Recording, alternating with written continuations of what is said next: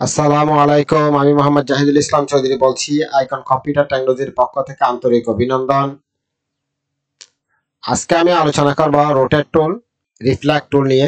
প্রথমে বলে রাখছি, আমার এই ভিডিওটি দেখার আগে অবশ্যই প্লেলিস্ট থেকে আগের ভিডিওগুলো দেখে আসবেন। প্লেলিস্টের লিংক ভিডিও ডেসক্রিপশনে দেওয়া আছে। ভিডিওটি আপনারা না টেনে সম্পূর্ণ দেখবেন এবং লাইক কমেন্ট শেয়ার করবেন। আপনাদের একটি লাইক, একটি কমেন্টস আমাদেরকে নিত্য নতুন ভিডিও করার জন্য অনেক বেশি উৎসাহ ও প্রেরণা দেয়। তাই ভিডিওতে অবশ্যই লাইক কমেন্টস করবেন এবং আমাদের নিত্য নতুন ভিডিও পাওয়ার জন্য চ্যানেলটি সাবস্ক্রাইব করে রাখবেন, পাশে থাকা বেল বাটনটি ক্লিক করবেন। তাই কথা না বাড়িয়ে এখনই শুরু করছি। রোটেট টুলটার কাজ ভালোভাবে বোঝার জন্য আমি প্রথমে একটা লাইন নিব, এভাবে শিফট চেপে ধরে নিব যাতে সোজা হয়। লাইন নেওয়ার পরে আমাকে দুইটা জিনিস খেয়াল করতে হবে। একটা হচ্ছে এখানে এটা কত ডিগ্রি কোণে ঘুরবে এবং কোন বিন্দুকে কেন্দ্র করে ঘুরবে।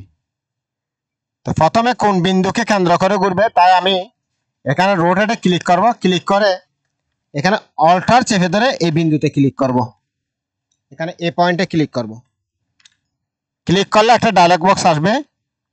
আমি এখানে এখানে দিলাম 15 ডিগ্রি, তাহলে আমি কিন্তু প্রিভিউতে এটা দেখতে পাচ্ছি। আমি যদি এখানে ওকে করি, অর্থাৎ এটা ঘুরে যাবে। আর যদি আমি কপিতে ক্লিক করি তাহলে আগেরটাও থাকবে, আগের আসবে, এখানে এটা এভাবে হবে। ঠিক আমি আবার অল্টারে ক্লিক করে এখানে ক্লিক করব। এটা আমি 30 ডিগ্রি দিলাম, এরপরে কপি, এভাবে আমি সিলেক্ট করলাম। সিলেক্ট করে আমি এখানে রোটেটে ক্লিক করব, এরপরে অল্টার চেপে ধরে এখানে ক্লিক করব। ক্লিক করে এটা আমি দিলাম 45 ডিগ্রি, কপি, এরপরে আমি দিলাম এটা 60 ডিগ্রি। এরপরে আমি এখানে আবার সিলেক্ট করা অবস্থায় এখানে ক্লিক করব, অল্টার চেপে ধরে এখানে ক্লিক করব, তাহলে এটা দিলাম 90 ডিগ্রি। তাহলে 90 ডিগ্রি এটা ঘুরে গেছে, এখানে মূল অবজেক্ট চলে গেছে, কারণ আমি কিন্তু ওকে করছি। সেজন্য আমি যে কন্ট্রোল জেড দিয়ে আবার আমি অল্টার চেপে ধরে এখানে ক্লিক করি, তাহলে আমার এটা 90 ডিগ্রি হয়ে যাবে। আচ্ছা, আমি এটাকে এভাবে সিলেক্ট করলাম। সিলেক্ট করার পরে আমি জাস্ট এখানে রোটেটে ক্লিক করলাম, এখানে ক্লিক করব। এরপরে আমি অল্টার চেপে ধরে এভাবে কপি করে দিব। এরপর আমি যদি কন্ট্রোল ডি চাবি কিবোর্ড থেকে, এভাবে কিন্তু এটা ঘুরতে থাকবে। এটা বারবার কপি পেস্ট হবে। অল্টার চেপে ধরে আমি কপি করবো, এরপরে কন্ট্রোল ডি দিয়ে পেস্ট করব। আমি এখান থেকে একটা আর টুল নিচ্ছি। আর টুল নিয়ে আমি জাস্ট এভাবে ছেড়ে দিলাম। তো এখান থেকে আমি স্টকটা নিই, ফিল্ডটা অফ থাক। আমি এখান থেকে ক্লিক করলাম। আরেকটা আর টুল নিয়ে আমি জাস্ট এভাবে দেখাচ্ছি, আমি কিবোর্ড থেকে এফ চাপ দিলে এটা এভাবে হয়ে যাবে। এই সিলেকশন টুল থেকে, অর্থাৎ ডাইরেক্ট সিলেকশন হচ্ছে যে অর্থাৎ পুরো সিলেক্ট করার জন্য। আর ডাইরেক্ট সিলেকশন এখান থেকে এখানে ডাইরেক্ট সিলেকশনে ক্লিক করে এই অংশটা সিলেক্ট করব এবং রাইট ক্লিক করে এই পপ আপ মেনু আসবে, পপ আপ মেনু থেকে এটা জয়েন করে দেব। আবার এই অংশটাও এভাবে সিলেক্ট করব, সিলেক্ট করে রাইট ক্লিক জয়েন করে দিব, তাহলে জয়েন হয়ে গেছে আমার এটা। এটা আমি ডাইরেক্ট সিলেকশন থাকা অবস্থায় এভাবে টান দিছি, এই অবস্থা হয়ে গেছে। তা আপনারা ডাইরেক্ট সিলেকশন সিলেক্ট থাকা অবস্থায় এভাবে টান দিতে পারবেন না। আপনারা এটাকে মুভ করার জন্য সিলেকশন টুলে ক্লিক করবেন। এটাকে আমি এভাবে ঘোরাইলাম। এখন আমি এখানে ক্লিক করলাম। ক্লিক করে যে আমি এই পয়েন্টে ক্লিক করি, এখানে কিন্তু চিহ্নটা এভাবে দেখাচ্ছে। আমি অল্টার চেপে ধরলে এভাবে মাউসটা চেপে ধরে মাউসের লেফট বাটন এভাবে নিচের দিকে টেনে ছেড়ে দিব এবং কিবোর্ড থেকে কন্ট্রোল ডি চাপবো। ডি চেপে ধরে রাখলে এভাবে কিন্তু কি এটা একটা স্টাইল বা ডিজাইন হয়ে যাবে। অল্টার শিফট চেপে ধরে মাউস দিয়ে ঠিক এভাবে এটা ছোট করব। ঠিক আমি আরেকটা সাইকেল নিচ্ছি, এখানে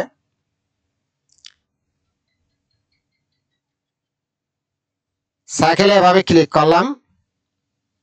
ক্লিক করার পরে আমি এখান থেকে একটা স্টার নিচ্ছি।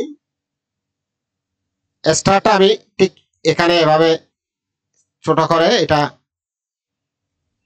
এখান থেকে একটা কালার নিচ্ছি, এটা ফিল কালার দিয়ে দিই। দরকার স্টকটা অফ করে দিচ্ছি। ফিল এটা আরেকটু গাঢ় সবুজ নেই।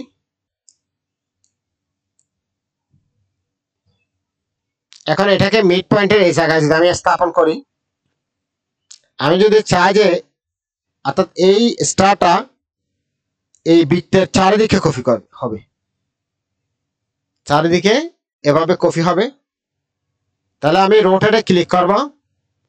রোটেটে ক্লিক করার পরে এখানে স্টারটা সিলেক্ট করব, এরপর রোটেটে ক্লিক করব, সেন্টারে ক্লিক করব। এখানে সিলেক্ট থাকা অবস্থায় অল্টা চেপে ধরে এভাবে এটা কপি করে দিলাম। তাহলে এটা মিড পয়েন্ট এই সেন্টার এই স্ক্যান এটাকে কেন্দ্র করে, মিড পয়েন্টটাকে এখানে যে সেন্টার পয়েন্ট আছে এটাকে কেন্দ্র করে এটা চারিদিকে কিন্তু কি কপি হতে থাকবে। আমি কন্ট্রোল ডি দিলে এভাবে কপি হবে। এখানে আপনাকে দুইটা জিনিস খেয়াল করতে হবে। একটা হচ্ছে এটা কত ডিগ্রি করে ঘুরবে এই অবজেক্টটা, এবং কাকে কেন্দ্র করে, কোন পয়েন্টটাকে কেন্দ্র করে ঘুরবে, এই দুইটা জিনিস আপনাকে মেনশন করে দিতে হয়। বৃত্তের চারিদিকে ঘুরবে সেটা না, অর্থাৎ বৃত্তের উপর গা ঘেঁষে অর্থাৎ এখানে পরিধির সাথে এটা এভাবে ঘুরবে। তখন কি করতে হবে? তখন একইভাবে প্রথমে আমি স্টারটা সিলেক্ট করব। আমি এখানে স্টারে ক্লিক করলাম, স্টারে ক্লিক করে এখানে রোটেটে ক্লিক করছি, সেন্টার পয়েন্টে ক্লিক। এরপরে আমার চিহ্নটা এভাবে আসলে আমি অল্টা চেপে ধরে জাস্ট এখানে এনে ছেড়ে দিলাম। এরপরে কিবোর্ড থেকে কন্ট্রোল ডি, এটা কিন্তু পরিধি বরাবর ঠিক একইভাবে ঘুরতেছে। এখন আমি চাইলে এই লাইনটা এভাবে মুছে দিতে পারতেছি, তাহলে আমার ডিজাইনটা এভাবে দেখাবে।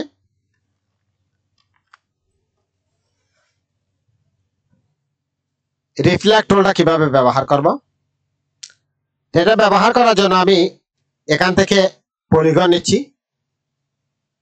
পলিগন নিয়ে আমি এখানে ক্লিক করলাম, এখানে এটা 2 ইঞ্চি দিচ্ছি, এরপরে এখানে 3 দিই, ওকে। তো এটাকে আমি একটু ঘুরাই দিই, শিফট চেপে ধরে ঘুরাই দিব এভাবে। এটাকে অল্টার শিফট চেপে ধরে এভাবে ছোট করতে পারি। মাউস পয়েন্টার এভাবে আসলে এভাবে ছোট করতে পারি টেনে। এরপর অল্টারে চেপে ধরে এভাবে কপি করতে পারি।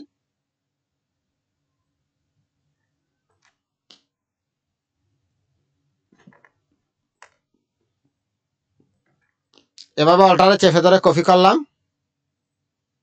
এখন আমি এখানে তো আলাদা আলাদা অবজেক্ট, এখন আমি যদি চাই যে এগুলো একসাথে করে ফেলবো, তাহলে এগুলো সিলেক্ট করে উইন্ডোতে ক্লিক করব। উইন্ডোতে ক্লিক করে পাথ ফাইন্ডারে ক্লিক করব। এখানে অনেকগুলো অপশন আছে, এগুলো কাজ আমি পরবর্তীতে দেখাবো। এখানে ইউনিটে ক্লিক করলাম, তাহলে এখানে সবগুলো অবজেক্ট কিন্তু একটা অবজেক্টে পরিণত হয়ে গেছে। এখন আমি যদি চাই যে এটা রিফ্লেক্ট টুল, বা যেটাকে অনেক ভার্সনের মধ্যে মিরর হিসেবে দেখানো হয়েছে, যেমন অটোক্যাডের মধ্যে এটা মিরর হিসেবে আছে, তখন আমি এখানে ক্লিক করব। ক্লিক করে অল্টার চেপে ধরে এখানে ক্লিক করব।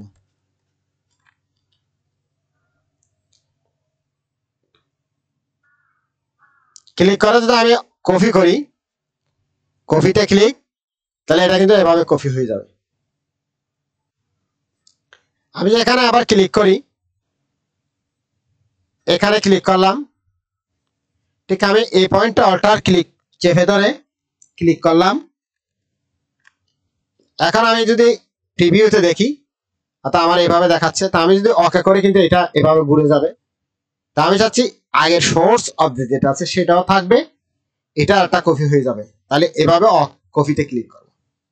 আর যদি কপিতে ক্লিক না করি তাহলে ওই অবজেক্টটা সরে যাবে, অর্থাৎ মূল অবজেক্টটা সরে যাবে। এখন আমি চিন্তা করছি মূল অবজেক্টটা থাকবে, আবার এটা কপি হয়ে যাবে। আমি এই দুটোটাকে যদি আবার সিলেক্ট করি, এখানে যদি আমি রিফ্লেক্টে ক্লিক করব, এরপর অল্টা চেপে ধরে কিবোর্ড থেকে এখানে ক্লিক করলাম, কপিতে ক্লিক করছি। তা আশা করি আপনারা রোটেট টুল এবং রিফ্লেক্ট টুল বুঝতে পারছেন।